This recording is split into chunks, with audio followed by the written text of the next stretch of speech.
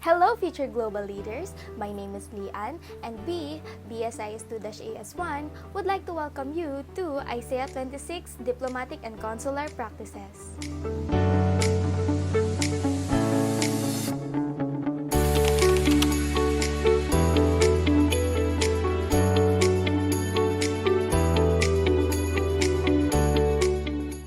Diplomatic and consular practices is a subject in which we should all be deeply interested.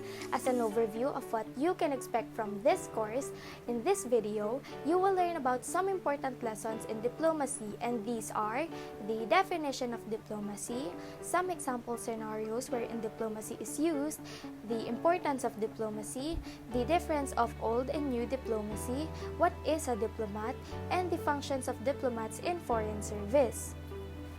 Maybe there's a lot of questions in your mind right now, such as what is diplomacy? But don't you worry, we got you covered. To begin with, diplomacy is really about communication.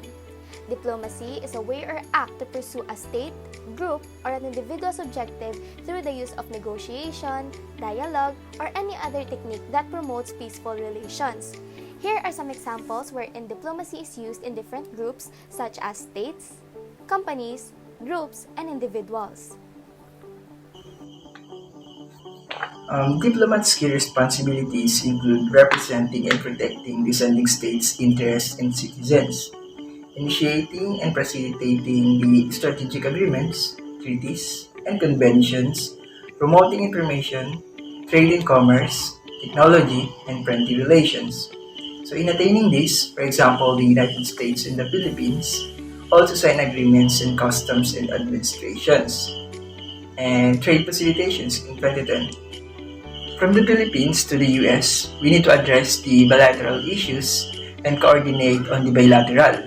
We need to fix this issue about importing and exporting of goods in order to stop the illegal transshipments of textiles and apparel. For that to happen, we need to form an agreement so we can prevent it from happening, as your country is our third largest exporter of goods in my country. As we have a very close trade relationship for more than 100 years, the Philippines and US signed an agreement under TIFA, or the 1918 Bilateral Trade and Investment Framework Agreement.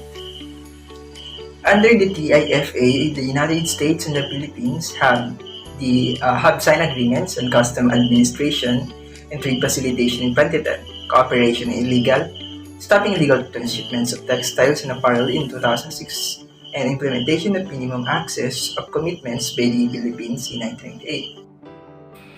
Let's proceed to companies. Diplomacy is also applied in corporations that can increase their effectiveness by establishing a business diplomacy management function. In particular, is the capacity to build and maintain beneficial connections with a variety of stakeholders, both locally and globally, in order to shape and influence the environment and, as a result, create a favorable business environment and grasp new possibilities. For example, Fonterra's proactive response to the milk powder controversy in China in 2008 is an example of practical business diplomacy that aided the company's external and internal credibility and reputation. Fonterra rapidly distanced itself from Sandu, made a one-time $5 million payment to a Chinese charitable foundation, and most importantly, enlisted the support of the New Zealand government, allowing the problem to be elevated to a bilateral trade issue. Fonterra displayed corporate diplomacy expertise in this matter by engaging non-business parties, aligning its interests with own government, and separating itself from potential reputational risks. This competency would help to bridge the gap between core businesses and the complex political environments in which global firms operate. Indeed, many of the characteristics of a business diplomacy manager are similar to those of a political diplomat. Groups. Diplomacy is most importantly used to complete a specific agenda for the benefit of the state a certain diplomat is representing, but this doesn't mean that diplomacy only happens between national governments, but in groups or rather international organizations as well, particularly intergovernmental organization or IGOs, where it has become a major arena for diplomacy and decision making. They are key pieces of global governance, providing cooperative problem-solving arrangement and activities to address international problems. In fact, the UN has been a partner of the Philippine government for over 7 decades, supporting state institutions to respect, uphold and implement the international treaty obligation and agreed development goals that the Philippines has voluntarily adhered to over the years. To this partnership, the UN has brought normative policy support, technical assistance, and advocacy, but most importantly, its ability to convene, coordinate, and mobilize stakeholders from across the political spectrum in support of the country's development agenda. Now, let's move on to a better visualization of what diplomacy is like in terms of negotiating with international organizations. Let us use the United Nations Sustainable Development Goals or the SDG as the main topic of the scenario. We at the United Nations greatly promote the Sustainable Development Goals as this is a global call to action to end poverty, protect the Earth's environment and climate, and ensure that people everywhere can enjoy peace and prosperity. The main objective of the SDG is to produce a set of universal goals that meet the urgent environmental, political, and economic challenges facing our world. Given that our country is oftentimes devastated by natural causes and considering that we have been affiliated since the conception of the organization is adhering to what you have to offer for the betterment of our country is a great step towards forming a better place for our constituents. That is good to hear. The Partnership Framework for Sustainable Development or the PFSD supports the national long-term vision and maps directly and indirectly into Philippine Development Plan or the PDP priorities, organizing the strategic contribution through a 2030 agenda lens into 3 pillars: people, prosperity and planet, and peace.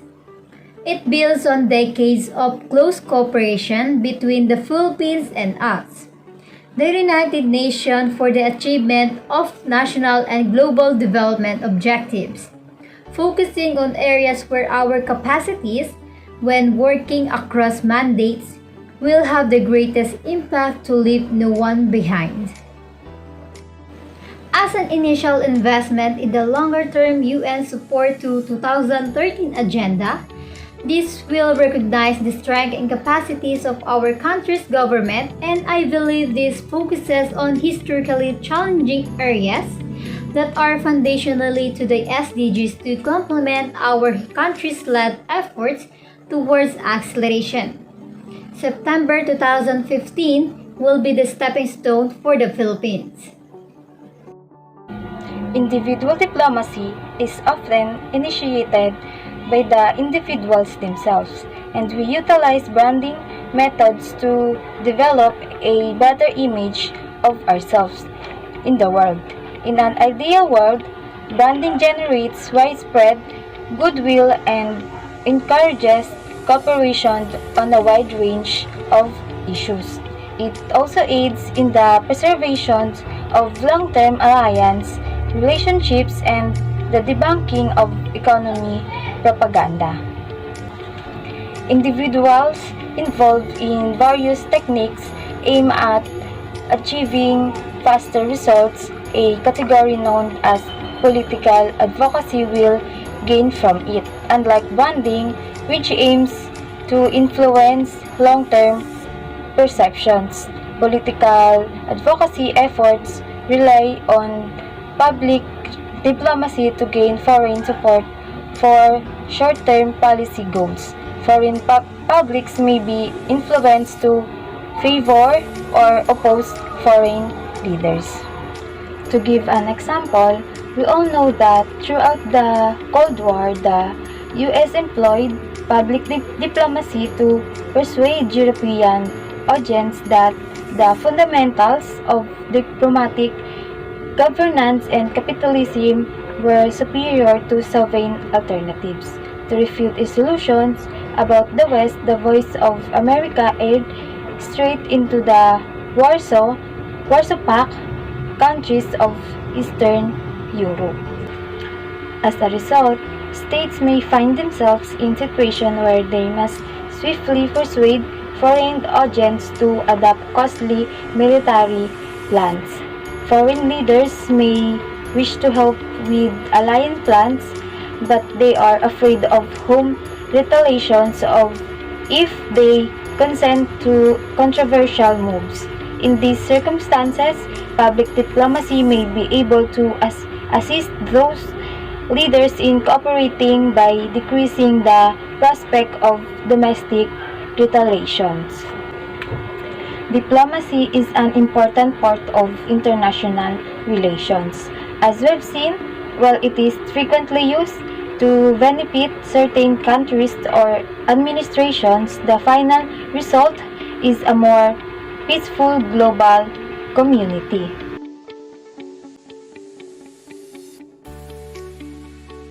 Hello, I'm Aubrey, and for this moment, we are going to talk about diplomacy, all about diplomacy, and the difference of the new and the old diplomacy. What are we waiting for? Let's begin. Diplomacy is a well-established strategy of influencing foreign governments and peoples' decisions and behavior through communication, negotiation, and other means other than war or violence. Diplomacy's goal is to strengthen the state, nation, or organization that it serves in its relationships with others by advancing the interests in its charge. To one end, diplomatic activity seeks to maximize a group benefits while avoiding the risk and expense of using force, and preferably without causing resentment. Diplomacy is strongly inclined toward negotiation to achieve agreements and resolve issues between states, but is not always the case. Even in times of peace, diplomacy may include coercive threats of economic or other punitive measures, as well as the demonstration of the military power to impose unilateral solutions to disputes. Diplomacy, on the other hand, typically seeks to foster goodwill toward the state that it represents, cultivating the relationship with foreign states and people that will ensure their cooperation or feeling the neutrality. Diplomacy is primarily used to carry out a specific agenda. As a result, without diplomacy, much of the world's affairs would be abolished.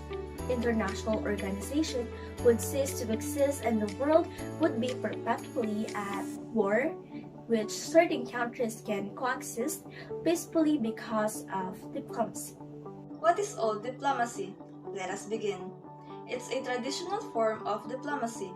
This type of diplomacy was mainly European because, as an imperial nation that has sovereignty all over the Asia and Africa, Europe served as the platform of all international activities and manifested till the middle of 20th century. In terms of administering of international affairs, this kind of authority is only for the king and the right-hand ambassadors. Also, only of them had the right to select diplomats who will perform the will of their lords. Being chosen served as a privilege for all the aristocrats in Europe.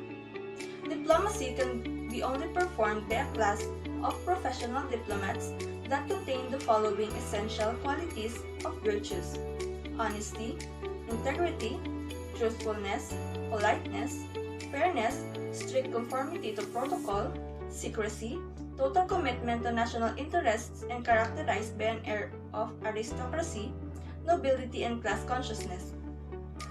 In conducting old diplomacy, it emphasized both formal and elitist in nature approach.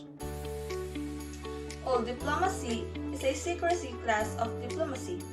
Secrecy was classified as the symbol of old diplomacy. Old diplomacy favored secrecy as its governing principle to present a courtesy of ongoing negotiations likewise the outcome of the negotiations. Secrecy is crucially important rules and principles of all diplomacy and ideal ways of conducting relations for the preservation of peace and problem solving.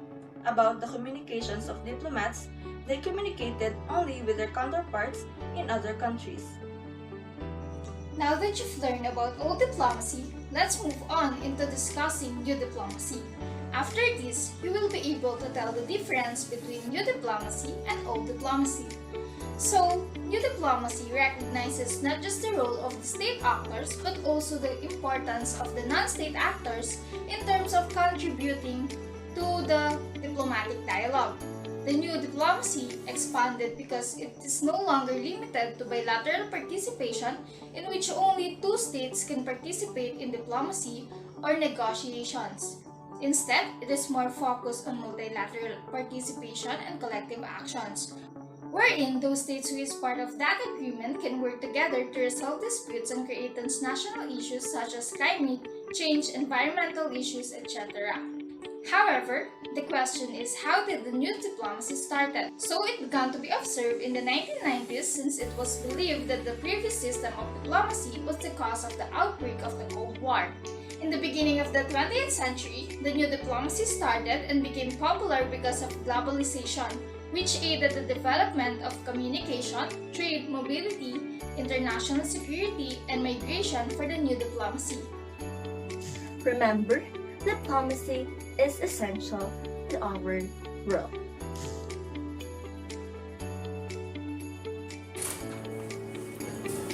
Upon studying international studies, we often hear about the words diplomacy, international relations, diplomats, and such. To begin our topic, we will now tackle about one of the essential part of foreign services, which are the diplomats. Does the word diplomat ring a bell to you? Whether it is a yes or no, diplomat in basic definition refers to a person appointed by a national government to conduct official negotiations and maintain political, economic, and social relations with another country or countries. They're the person who is known for being tactful and skillful in managing delicate situations and handling people. Basically, diplomats are the people who practice diplomacy. Their primary goal is to protect their fellow citizens abroad, uphold their nation's interests, and preserve peace within their home country and its host country. Now, let us talk about them and their roles in the international arena. Diplomats' role solely focuses on their four main functions: relationship building, reporting and policy development, consular services, and media and publicity. First, relationship building. One of the primary functions of a diplomat is to build and improve relations with its foreign host country. In this role, a diplomat offers guidance to its host country on topics that affects the well-being of the people and the government of both countries. A diplomatic person may effectively resolve disagreements between its home and host countries and negotiate solutions to political and social differences. They accomplishes this task by connecting with leaders and decision makers in both governments and local community leaders and members. Next, diplomat is also responsible for reporting and policy development. A diplomat job includes writing detailed factual reports about his observation and thoughts regarding the development in his host country that affect his home country's interests. They may become part of the recommendation to his government about how it should act to further its interests and respond to changes in the world. Diplomatic reports have been the heart of diplomacy. They very often determine the internal chemistry of diplomatic services. Diplomats try to establish their positions and gain peer recognition through the quality of their reports. One way to look at the diplomatic reporting is to consider it as one facet of a broader and more general phenomenon, which is the flow of information. Basically, they keep information flowing. They help coordinate activities and prepare the groundwork for decisions. Diplomats were also tasked services to do consular services. In host country, a diplomat provides general and emergency support to citizens traveling or living abroad, and foreign nationals interested in learning more about visiting or moving to his home country. General services might include providing document authorization support, citizen voting absentia, and tax filing assistance, and foreign national visa issuance, and relocation information and help. A diplomat must be able to handle stress and act decisively in a crisis. Emergency services might include issuing hazardous region warnings, assisting with and coordinating citizen evacuations, providing financial aid, or reissuing travel documents to citizens experiencing hardship abroad, helping with missing, abducted or deceased citizen cases, and revolving requests for asylum for foreign nationals. Lastly, a diplomat also deals with media and publicity. Functions of a diplomat include acting as the representative of his country and using his public exposure and status to promote his host country's interests and policies by interacting with foreign and domestic media entities. A diplomat might speak with its government about development in its host country or the world as they arise and issue statements on its country's behalf to the press. They may also invite the media to join him at social functions, coordinate and hold online events between representatives of his home and host countries, and invite members of the media and citizens of both countries to observe and interact. We are done with the primary functions of a diplomat, and by now I know you are thinking, how do I become a diplomat in the Philippines? If you are one of the people who has the ambition to work and live abroad because, as they say, the grass is greener on the other side, here's how to begin with. You should be a Filipino citizen of legal age, must be a bachelor's degree holder, and must have 2 years of work experience or must be pursuing further studies. To be a Philippine diplomat, you must pass the Foreign Service Officer exam. The exam is divided into 5 parts. First, you must take the qualifying exam administered by the Civil Service Commission.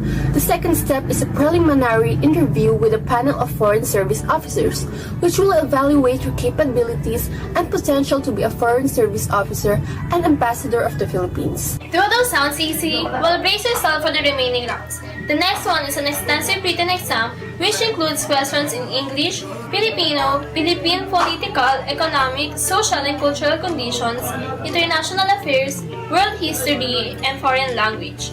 Once you pass this exam, the next round will require you to undergo a psychological test. It usually takes the whole day, so DFA suggests that you rest well before the day of exam. And for the final round is another 3-day oral test, which includes individual interview, a panel discussion, and a formal dinner. The test analyzes your oral, critical thinking, and analytical skills along with your attitude. The process to be a diplomat is indeed tedious, because after all, the role of a diplomat is no easy task. Before this presentation ends, we would like to leave some words of wisdom from Nelson Mandela that might motivate students who would like to pursue this wonderful field of international studies. It always seems impossible until it's done. The role of foreign service is indeed vast and challenging. But if you were determined enough to possess skills and intelligence of a potential diplomat, therefore, being one would be attainable. We do really hope that you learn a lot from all the topics discussed related to diplomacy. Here's to an end, Kaisa. Or should I say, future Kaisa.